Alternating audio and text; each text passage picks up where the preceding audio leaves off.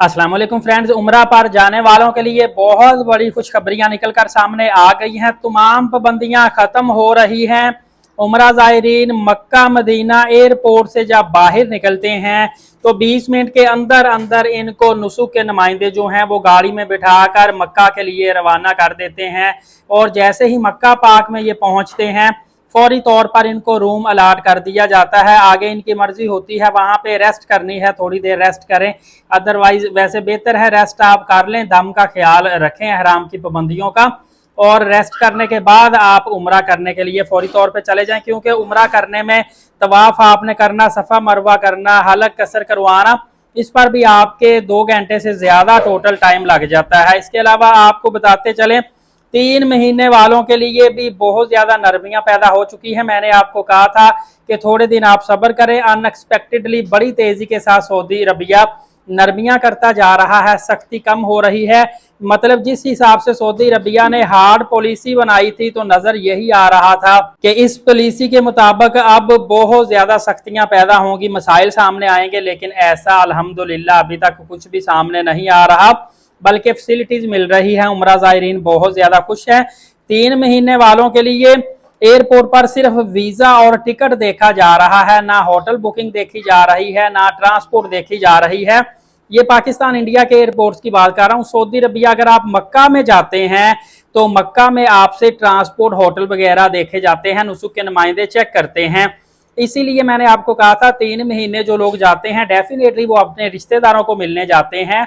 तो उनके लिए एक अच्छी बात यह है कि वो सिर्फ एक दिन का 1 डे होटल स्टे डलवाएं और किसी और दूसरे शहर में जाके क़याम कर लें। फिर वहां से आपने बाय एयर जद्दा एयरपोर्ट पे नहीं आना, बल्कि बाय बस आपने आना है। लिहाजा जी हाँ, बिल्कुल आप 3 महीने के लिए अपनी फैमिली को अपने पास बुलवा सकते हैं। अपनी फैमिली को अपने इकामा की कापी दे देना, पासपोर्ट की कापी दे देना, मोबाइल नंबर दे देना, इसके अलावा रेंटल एग्रीमेंट दे देना। जो जो डॉक्यूमेंट ज़रूरी हैं वो आपने लाजमी देने हैं। और उनकी फ़्लाइट आप जिस भी शहर से हैं वहाँ की करवानी है, मक्का जद्दा एयरपोर्ट की आपने नहीं करवानी। अगर आप होटल बुकिंग नहीं लेना चाहते या चंद दिनों की सिर्फ फॉर्मेलिटी के लिए होटल बुकिंग लेना चाहते हैं और ट्रांसपोर्ट बिल्कुल भी नहीं लेना चाहते, तो फिर आपने इन चीज़ों का ख्याल रखना है।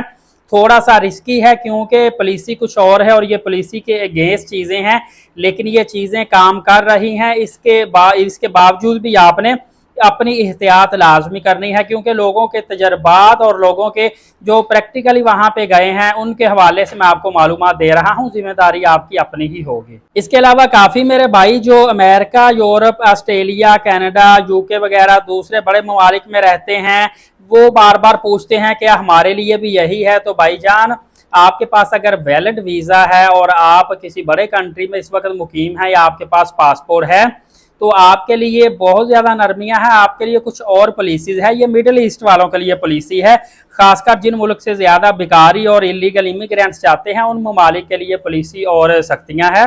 बाकी देखिए ना, एक बंदे के पास UK, Australia, Canada, America, Europe किसी भी बड़े कंट्री का वीज़ा है तो सऊदीया को भी पता है कि वो सऊदी अरबिया में आके क्या भीख मांगेगा, क्या यहाँ पे काम करेगा। उसके लिए इतना बड़ा दूसरा मुल्क है जिसका वीज़ा है, वहाँ पे जाके वो अच्छी जॉब करके अच्छी सैलरी नहीं हासिल कर सकता। ये पॉलिसी सिर्फ ना मिडल ईस्ट वालों के लिए स्पेशली, आपको पता है कि इसमें बांग्लादेश, इंडियन और पाकिस्तानी शामिल हैं, और इसके अलावा अफ्रीकन कुछ कंट्री हैं, नाइजीरिया वगैरह इस तरह के कंट्री शामिल हैं। और ये लग रहा है कि आने वाले दिनों में उम्रा प्रोसेस पहले पिछले सालों की तरह बिल्कुल नॉर्मल हो जाएगा। बस ये चंद दिन की सख्ती बाकी रह गई है। अभी आपको मैं 14 दिन का अगर पैकेज बताऊँ लाहौर, इस्लामाबाद वगैरह से डायरेक्ट अच्छी एयरलाइन के साथ, तो मुकम्मल पैकेज 2,30,000 रुपये का आपको पड़ेगा। 14 दिन का 21 दिन का पड़ेगा 2.5 लाख रुपए का। ये पाकिस्तानी करेंसी में बता रहा हूँ, इंडियन भाई अपनी करेंसी में कन्वर्ट कर सकते हैं। 28 दिन का पड़ेगा 2,70,000 रुपए का। इसमें लाहौर से डायरेक्ट फ्लाइट होगी, इसके साथ वीज़ा, होटल, ट्रांसपोर्ट सारी चीज़ें शामिल होंगी। और ये जो डिस्टेंस होगा होटलों का, अच्छे होटल होंगे और 650-550 मीटर फासला होगा।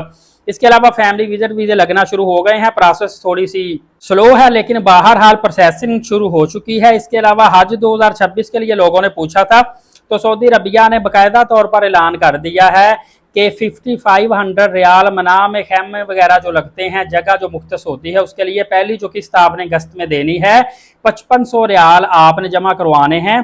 और इसके अलावा ये पहली किस्त होगी, इसके बाद 2 किस्तें और भी होंगी। बहरहाल चलिए 10-11 लाख में अगर हज होता है और 3 किस्तों में पैसे देते हैं तो ये बहुत ज़्यादा आसानियाँ होती हैं। और मज़ीद थोड़े दिन और आप सब्र करेंगे तो हालात मज़ीद बेहतर होते जाएंगे। और ये मैंने जो 5500 किस्त बताई है, जो नए हुज्जाज कराम ऐड होंगे ना 2026 के लिए, उनके लिए बताई है। जिनकी पुरानों की पहले से फीस ऑलरेडी डिपॉजिट है उनके लिए मैंने नहीं बताई। इंशाअल्लाह अज़ीज़ मज़ीद आपको बहुत ज़्यादा इन्फॉर्मेटिव मालूमात मिलेगी। एलीट साकिब यूट्यूब चैनल को सब्सक्राइब करके बेल नोटिफिकेशन को ऑल करें, नमाज कायम करें, नबी पाक सल्लल्लाहु अलैहि वसल्लम पे रोज़ाना कसरत से दुरूद पाक और कुरान मुकद्दस की तिलावत करते रहा करें। शुक्रिया, जज़ाकल्लाह।